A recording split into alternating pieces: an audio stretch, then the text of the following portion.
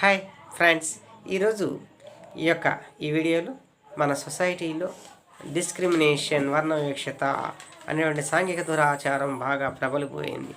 మరి అది మన కుటుంబంలో కూడా మన మధ్య నడుస్తూ ఉంటుంది. మరి మన కుటుంబంలో మన మధ్య ఇటువంటి వర్ణ వివక్షత ఉన్నట్లయితే దాన్ని పోగొట్టుకోవాలి.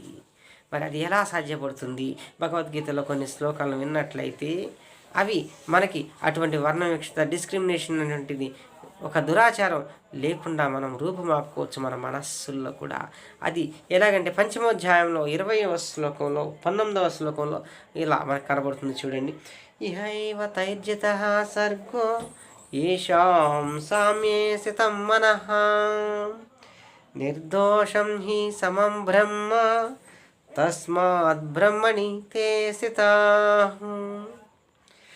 మరి సర్వత్రా కూడా ఎల్లవేళలా సమభావ మనస్కులు, ఎప్పుడు కూడా వారికి మనస్సులలో అందరూ సమానమే అనేటువంటి భావం ఉన్నటువంటి మనస్సు గలవారు ఎవరైతే ఉంటారో అటువంటి వారు ఈ యొక్క సంపూర్ణ జగత్తును జయించిన వారు అవుతారట. ఇక వారికి తిరిగి ఉండదు. ఇంకా ప్రాపంచిక విషయాలకు అతీతుడు దూరంగా ఉంటాడు, ఆ స్థితికి చేరతారు. అలాగే సచ్చిదానందగణ పరమాత్మ అయినటువంటి ఈయన భగవంతుడు ఎటువంటి వాడిని, దోషం ఏ విధమైన దోషం లేనటువంటి వాడు, అందరూ సమానమే అనే భావంతో ఉన్నటువంటి వాడు. అటువంటి లక్షణాలు మరి ఈ యొక్క భగవంతుని యొక్క జ్ఞానాన్ని ఎవరైతే సంపాదిస్తారో అటువంటి జ్ఞానులకు కలుగుతాయి, ఉంటాయి. అవే లక్షణాలతో వీళ్ళు పరమాత్మ యందు, భగవంతుని యొక్క స్థితి యందు వీళ్ళు కూడా వీళ్ళ ఏకీభావంతో వీళ్ళ స్థితిని కూడా భగవంతుని స్థితుల్లో కలిపేసుకుంటారు. చక్కగా భగవంతుడు ఎలా ఫాలో అవుతున్నారు, ఈయన కూడా అలాగే ఫాలో అవుతాడు జ్ఞాని. అందరూ సమానమైన భావం ఉంటుంది, ప్రజలందరూ సమానమైన భావం ఈయనకి ఉంటుంది.